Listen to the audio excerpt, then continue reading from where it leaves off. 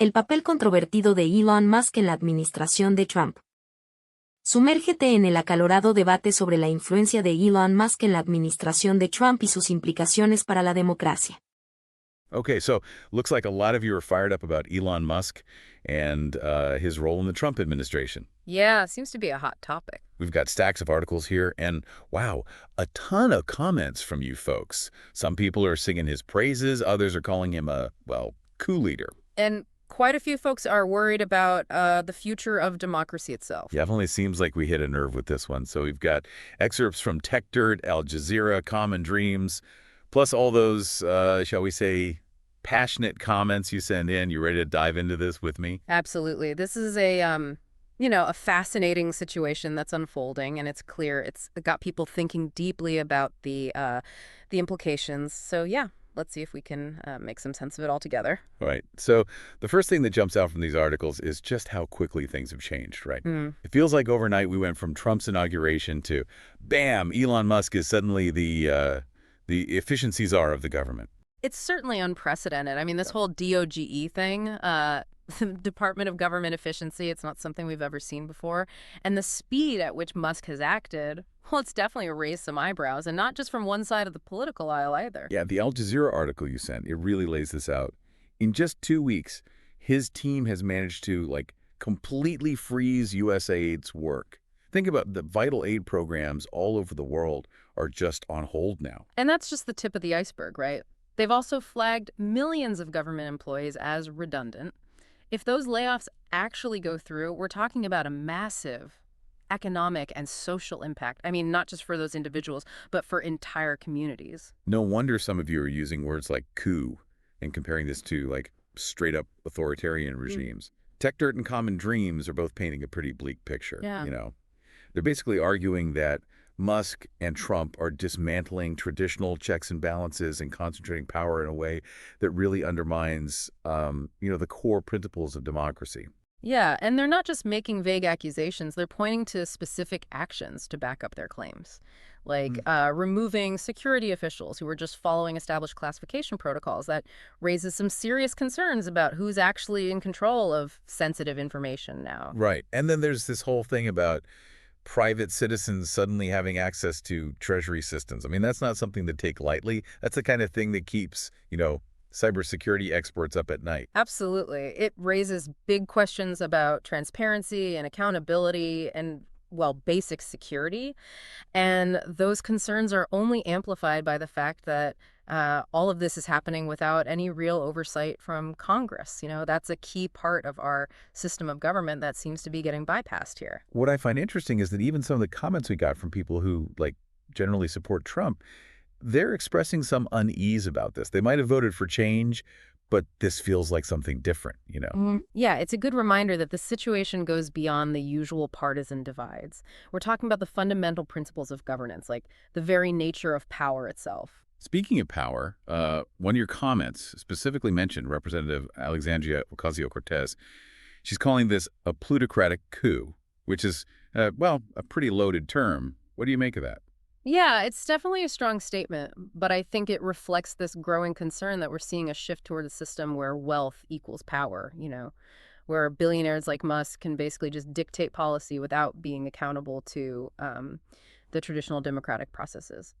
So we've got this one group that's deeply concerned calling it a coup, but then we've also got a lot of comments pushing back against that narrative. What are those folks saying? Well, they're basically arguing that this is exactly what people voted for, right? A shakeup of the system, a drain on the swamp, all that. They see the government as this, loaded, inefficient machine, and they believe drastic measures are needed to cut waste and streamline operations.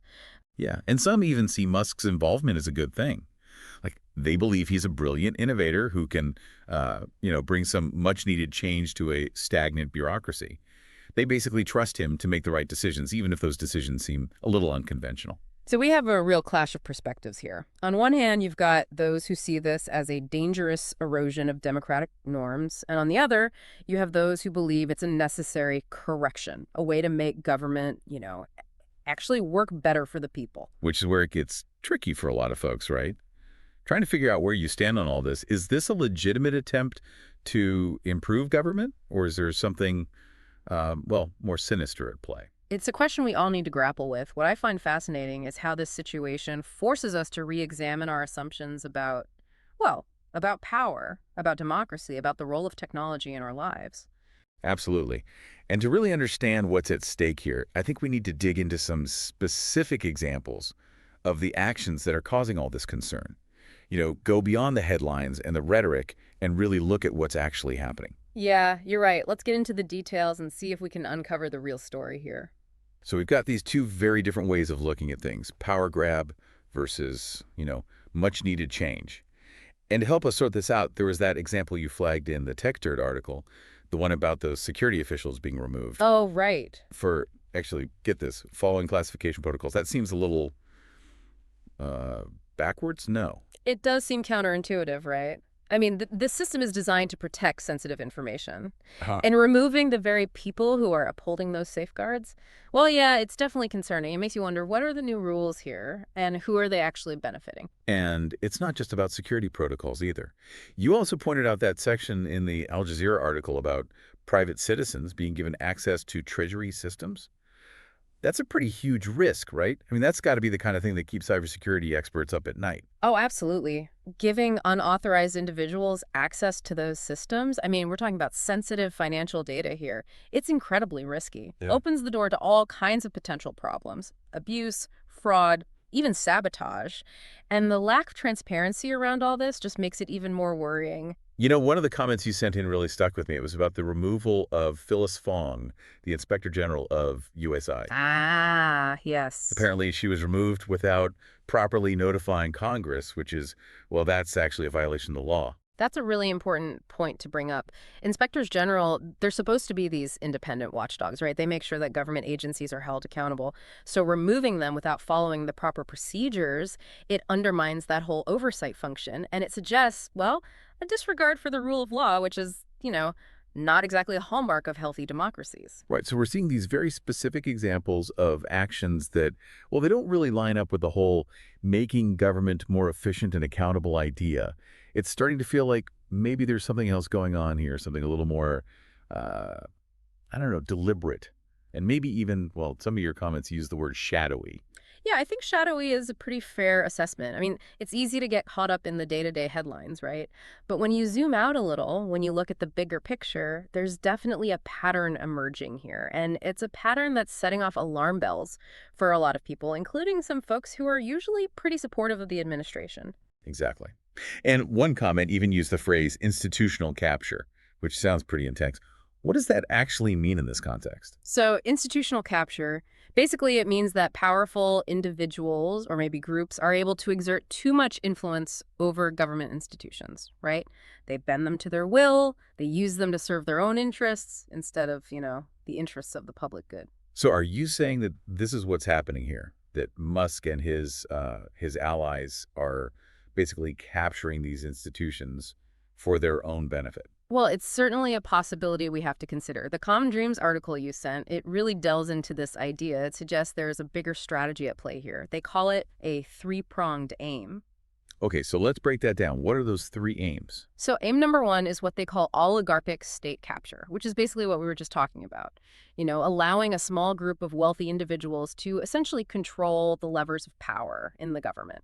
And we're already seeing hints of that with Musk's influence over DOGE, right? I mean, he's basically operating without any real checks on his authority. Right. And that leads to the second aim, which is the promotion of what they call white Christian nationalism. This idea that America should be defined by a very specific set of religious and cultural values, often at the expense of, other groups. Which is, that's a pretty controversial idea. Yeah. And yet it seems to be gaining some traction these days. We're definitely seeing a lot more rhetoric that, demonizes certain groups and pushes this narrow view of what it means to be American. And that actually ties into their third aim, which is the pursuit of, and this might sound a little dramatic, but they actually call it a new American empire. And this could involve, economic coercion, maybe even military force. They even mention things like, get this, gaining control of the Panama Canal and purchasing Greenland. Sounds like something out of, a geopolitical thriller. Hold on. Purchasing Greenland. Is that even a real possibility? I mean, it sounds more like something from a political satire. Well, it's certainly a bold idea. And it highlights the kind of thinking that's going on here. What the article argues is that this new empire, it wouldn't necessarily rely on traditional military conquest. It would be more about economic dominance, technological superiority, the ability to, well, basically dictate terms to other nations. Okay, so we've got these three interconnected aims: oligarchic state capture, white Christian nationalism, and a new American empire. If that's really the goal here, well, it paints a pretty disturbing picture of the future. It does raise some pretty profound questions, right? What kind of society are we building if these trends continue? What happens to our democracy, our values, our place in the world? These are huge EE questions. And I gotta admit, it can feel a little overwhelming, right? Like we're just along for the ride, and we don't have any agency. I get that. But it's important to remember that even when things seem really bleak, individuals still have the power to make a difference. But how? What can one person really do to counter these massive forces? Well, that's what we're going to explore in the next part of our deep dive, because you sent in a lot of comments from people who are wrestling with that exact question. They're trying to figure out how to respond, how to resist, how to, create the future they want to see. It's easy to get overwhelmed with all this talk about, oligarchy and nationalism and empires. Kind of makes you feel like a little rowboat in a hurricane. Yeah, I can see that. But looking through your comments, there's this thread of, okay, but what can we do about it?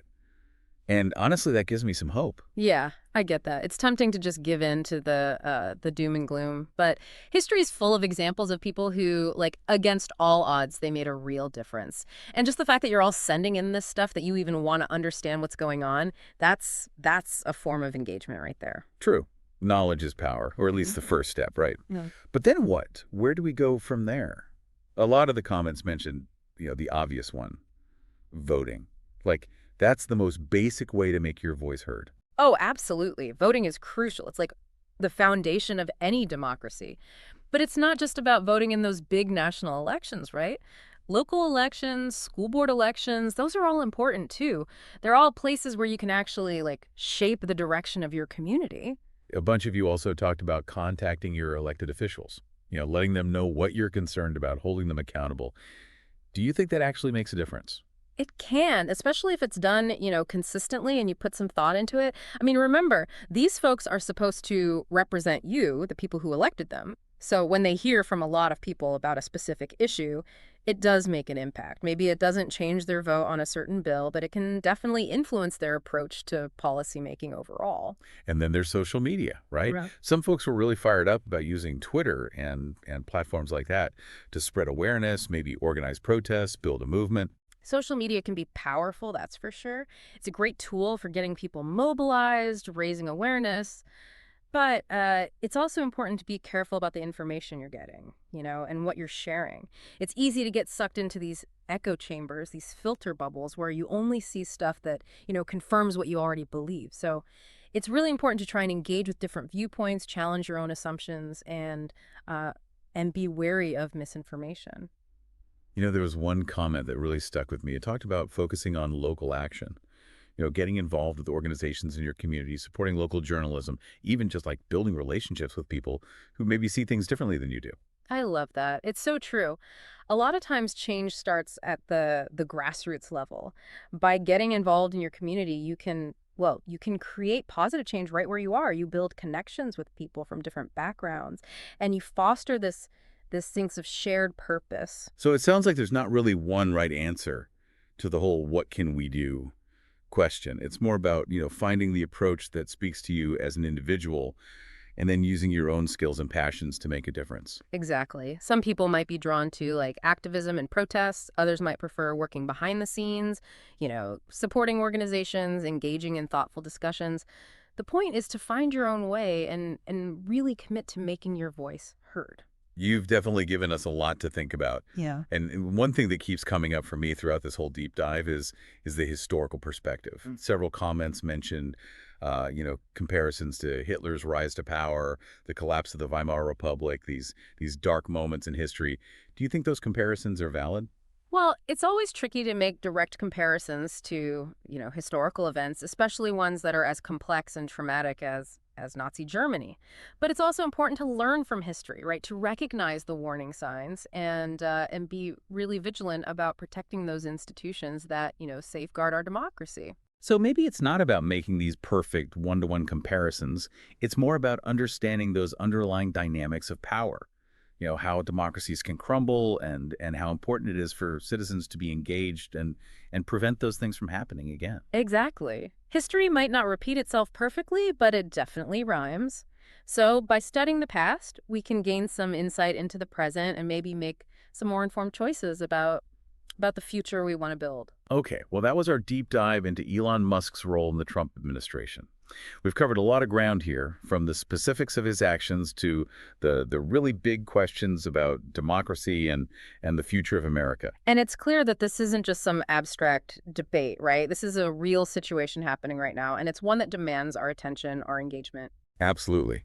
And you, our listeners, are clearly engaged. You're thinking critically about these issues. You're asking the tough questions. You're trying to figure out how to make a difference. And honestly, that gives me hope. Because in the end, the future isn't set in stone, right, me?